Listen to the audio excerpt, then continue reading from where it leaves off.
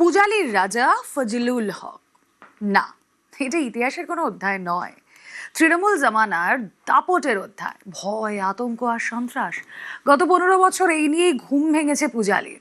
আজকের রাজমহলে পূজালীর ঘুম ভাঙার গান, তৃণমূল নেতা ফজলুলের চুরির ইতিহাস।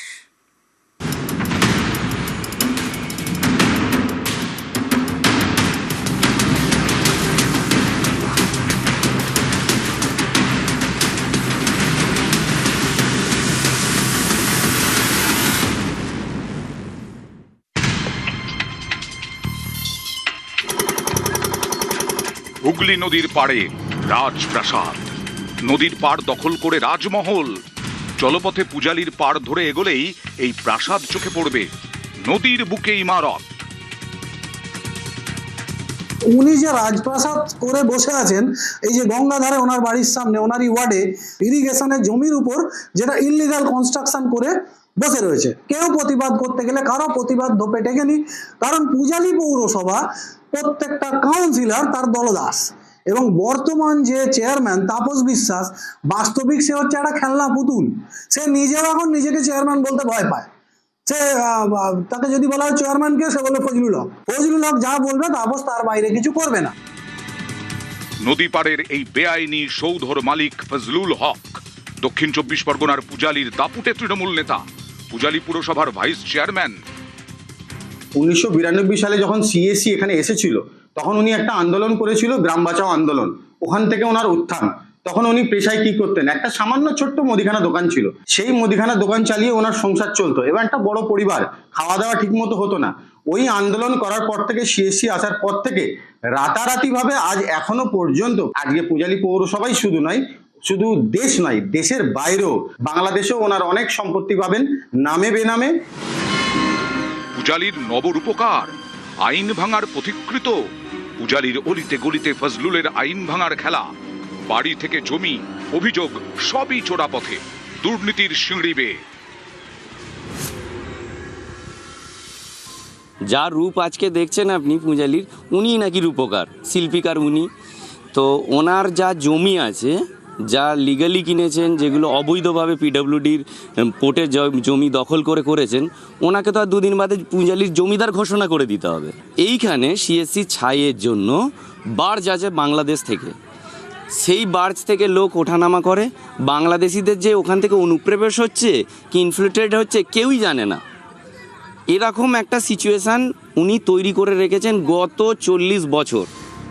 তৃণমূল জামানায় ফজলুলই ছিলেন পূজালীর শেষ কথা।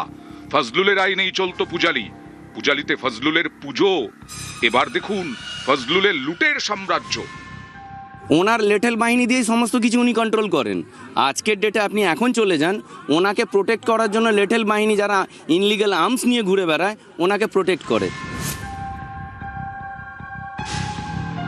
নদীর পাড় দখল করে প্রাসাদ তো প্রথমেই দেখেছেন, এবার দেখুন ফজলুলের ছেলের পেট্রোল পাম্প। ওই পেট্রোল পাম্পটা কিন্তু অবৈধ। ওনার ছেলে সিদ্দিকের নামে পেট্রোল পাম্পটা আছে।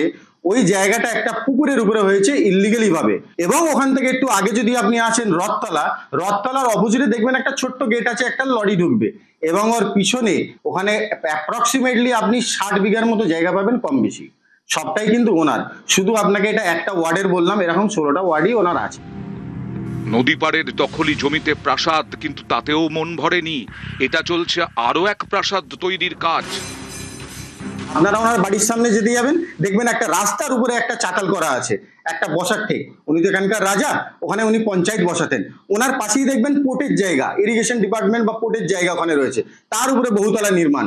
তার পাশে দেখবেন একটা 3তলা বহুতলা বাড়ি, সেটা ওনার বাড়ি। তার পাশে দেখবেন আব্দুল হাই, ওনার ভাই, ওনার বাড়ি, ওনার ভাইয়ের আপনার একদম তাজমহল বলা যেতেও পারে, আপনার একদম তাজমহলের মতো বাড়ি। তার পাশেই দেখবেন সিদ্দিক, ওনার ছেলে।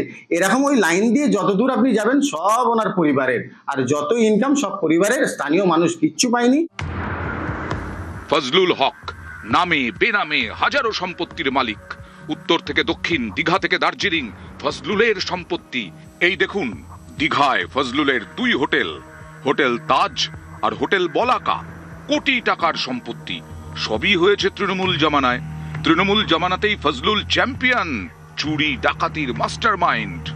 বর্তমানে যা পরিস্থিতি হয়ে আছে, যে কারো বাড়িতে কি রান্না হবে সেটাও ফজলুল হক যদি বলে তবে হবে। এবং প্রত্যেক বাড়িতে পরিবারের ভিতরে ভাইয়ে ভাইয়ে দ্বন্দ্ব লাগানো, এলাকায় এলাকায় দ্বন্দ্ব লাগানো, পূজালীকে বরাবর একটা শ্রেণী সমাজ বিরোধী তৈরি করা। আমাদের যারা কম শিক্ষিত ছেলে আছে, তারা বেকার, তাদের দিয়ে ইচ্ছা করে কিছু কাজ করিয়ে নিল, দিয়ে তাদের নামে ফলস কেস করিয়ে তাদেরকে উনি বললো আমার সঙ্গে না থাকলে তোমাদের কিন্তু এই হবে, এবং এর ভুরি ভুরি উদাহরণ আছে। তো সেইভাবে উনি এইখানকার রাজটা চালান। এবার দেখাবো ফজলুলের আরো এক শিল্প, 3 মহলা বেআইনি বাড়ি। ইলেকট্রিক পোস্টের ওপর হেলে পড়েছে বাড়ির কার্নিশ। নিজে পুকুর বন্ধ করে বাড়ি করে বসে আছে, বাড়ি এখনো হেলে আছে, তাদের বিরুদ্ধে কোনো অ্যাকশন নেই, শুধু স্বজন পোষণ নীতি। এই যে আমাদের হুগলি নদীর তীরে ওনার ছেলের ওই ছাই লোড করার, যে জাহাজ লোড করার 3টে পোর্ট আছে, সেই পোর্টগুলো আদৌ পারমিশন আছে কি নেই আমরা কেউ জানি না। এবং ওনার এই ছাই বাংলাদেশ যায়, ওনার বাংলাদেশের সঙ্গে ক্লিয়ার কাট বিজনেস আছে। এর কি বাংলাদেশের যোগ আছে সেটা আমাদের সরকার এবং এনআইএ যদি তদন্ত করে ডেফিনেটলি জানতে পারবে। কে বলে রাজ্যে শিল্প নেই? পূজালী জুড়ে ফজলুলের একের পর এক শিল্প, চুরির শিল্পায়ন, ফজলুলের ঠ্যাঙাড়ে বাহিনীর দাপট, কথা না শুনলেই খেচাং ফু। বহু চাকরি বিক্রি করেছে, বহু চাকরি। আপনি বলুন না, আব্দুল খালেক খান আমাদের এখানে 15 নম্বর ওয়ার্ডের কাউন্সিলর, 4 পাসও নয়, শিক্ষাগত যোগ্যতা কিছুই নেই। ওর বাবা বিহার থেকে এসেছিল, মুটিয়ার ছেলে আজকে এখানে ফজলুল হকের হাত ধরে এখানে কাউন্সিলর হয়ে গিয়েছে। সে আজকে সিসিতে চাকরি করছে, 85,000 টাকা স্যালারি। হয় কিভাবে? কি চাকরি করে সে? নিজের সাইনটুকু ভালোভাবে করতে পারে না।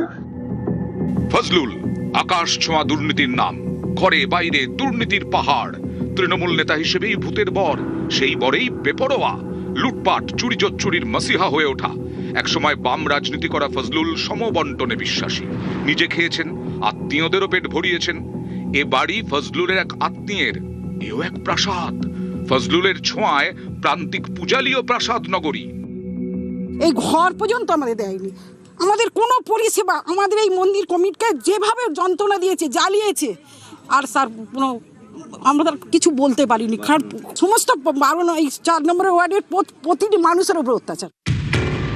ফজলুলের এই কোটি কোটি টাকার সম্পত্তি একদিনে হয়নি, আবার খুব বেশি দিনেও হয়নি। তৃণমূল জামানাতেই ফজলুলের চুরির বাগানে চাঁদের আলো। তৃণমূল ক্ষমতা থেকে সরতেই ফজলুলের বাগানে বিপর্যয়, ঘোর অমাবস্যা। ফজলুল এখন বেপাত্তা।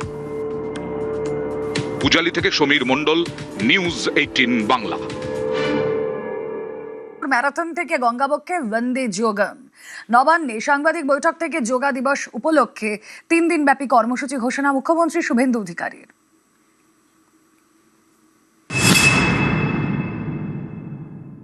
আগামীকাল থেকে যে 3 দিনের মহা কার্যক্রম হতে চলেছে, আমাদের আগামীকাল রান ফর যোগা, যোগার জন্য যে কালকে আমাদের কর্মসূচি আছে, এই কর্মসূচি কলকাতার 11টি জায়গায় এবং রাজ্যের বিভিন্ন জায়গায় হবে।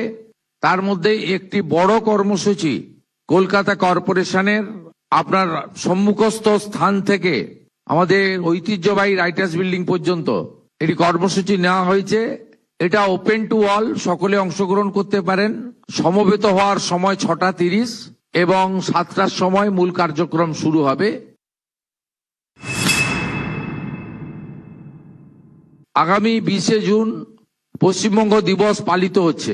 ওই দিনই সন্ধ্যে 5:30টার পরে গঙ্গাবক্ষে একটি অভিনব কর্মসূচি নেওয়া হয়েছে। সেটা আপনাদের সকলের সহযোগিতা প্রার্থনা করব এবং তার সাথে সাথে ড্রোনের মাধ্যমে যোগার বিষয়ে গোটা কলকাতাকে বন্দে যোগম, যোগ পূজার প্রাথমিক প্রস্তুতি হিসেবে একটা আলাদা পরিবেশ এবং আলাদা দৃশ্যপট তৈরি করার তারা উদ্যোগ নিয়েছেন। এটাও উপভোগ করার জন্য আপনাদের সকলকে আমি আমন্ত্রণ করব।